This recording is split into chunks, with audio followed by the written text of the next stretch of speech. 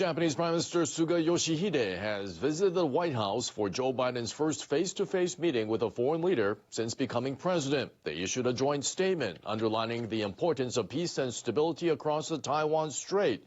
It's the first time in over 50 years such a message from the two countries has touched on Taiwan. Prime Minister Suga and I affirmed our ironclad support for U.S.-Japanese alliance and for our shared security. We agreed to oppose Chinese attempts to change the status quo by force in the East and South China Seas, and to oppose the country's coercion against others in the region. On Taiwan, the leaders said they encouraged the peaceful resolution of cross-strait issues. They also shared their serious concerns over human rights in Hong Kong and the Xinjiang Uyghur Autonomous Region. The statement says Washington reaffirmed that Article 5 of the Japan-U.S. Security Treaty applies to Japan's Senkaku Islands. Japan controls the islands. The Japanese government maintains the islands are an inherent part of Japan's territory. China and Taiwan claim them. Article 5 obliges the U.S. to defend territories under Japan's administrative control. Japan resolved to bolster its national defense to help strengthen the U.S. alliance and regional security. Washington restated its unwavering support for Japan's defense, including using nuclear weapons if necessary. On North Korea, they underlined their commitment to its complete denuclearization, urging Pyongyang to abide by its obligations under UN Security Council resolutions and called for full implementation by the international community. Biden also reaffirmed America's commitment to the immediate resolution of the abduction of Japanese citizens by the North.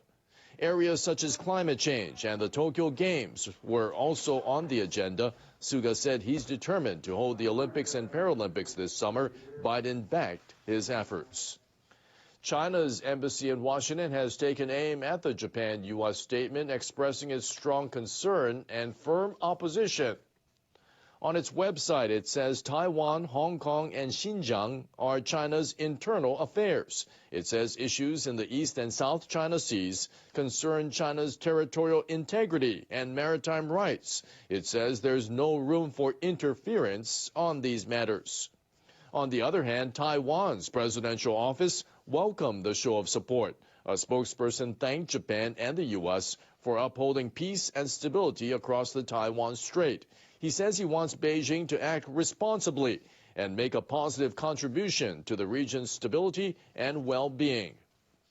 Meanwhile, the families of Japanese nationals abducted by Pyongyang decades ago have reacted to the joint statement.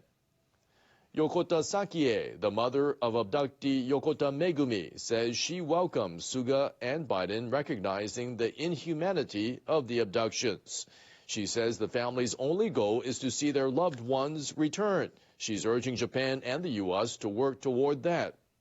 Iizuka Shigeo, a brother of abductee Taguchi Yaeko, called for action rather than just words. He represents the abductees' families. He says it's unclear what Tokyo will now do or how Washington will help.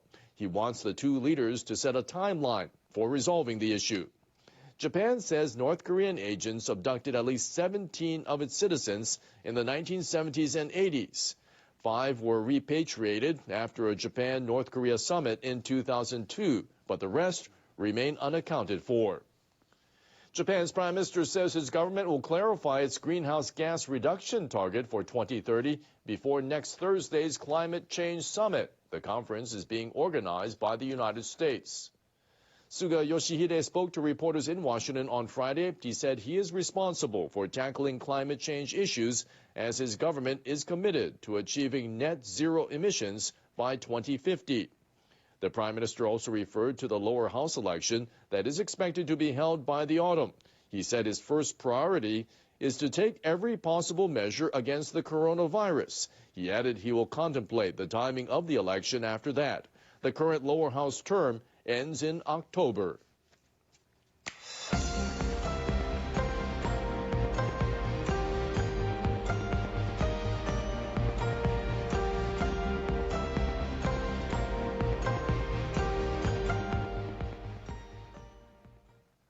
Turning to the latest on the coronavirus here in Japan, Tokyo and 3 neighboring prefectures have confirmed their highest new infection counts since the second state of emergency was lifted last month.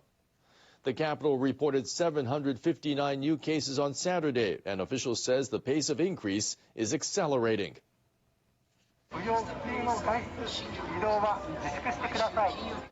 Residents have been living with stricter anti-coronavirus measures in the face of a recent surge in cases. Officials are eager to cut foot traffic to curb the spread of virus strains that are said to be more transmissible. The western prefecture of Osaka has recently seen the largest number of daily infections in the country.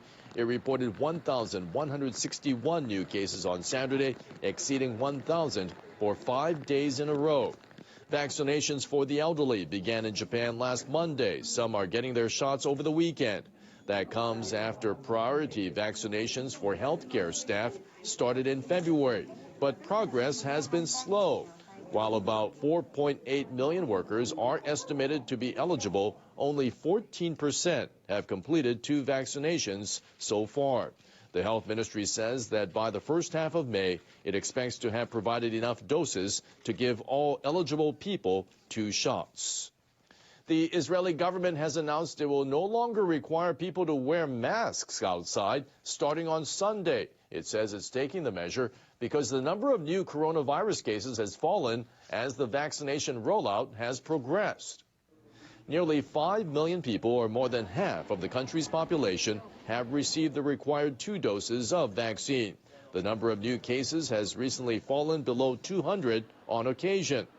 In January, the number had exceeded 10,000 per day. The government concluded that the risk of becoming infected outdoors is limited based on expert advice.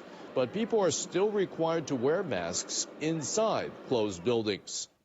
Meanwhile, the head of the World Health Organization says the number of COVID cases and deaths around the world is rising at a worrying rate.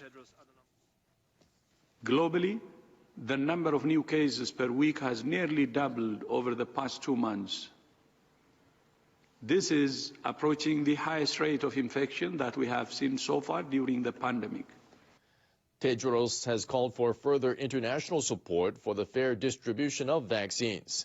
Data from Johns Hopkins University in the U.S. shows the global death toll from the coronavirus has topped 3 million, while more than 140 million people have been infected.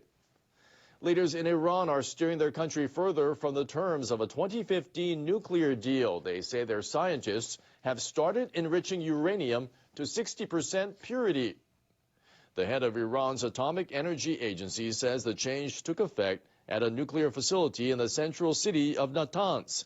The increase is a big step up from the previous level of 20% purity achieved by Iran, but it falls some way short of the 90% enrichment required for nuclear weapons. The announcement comes days after an explosion and blackout at the Natanz site. Iran accused Israel of sabotaging the facility.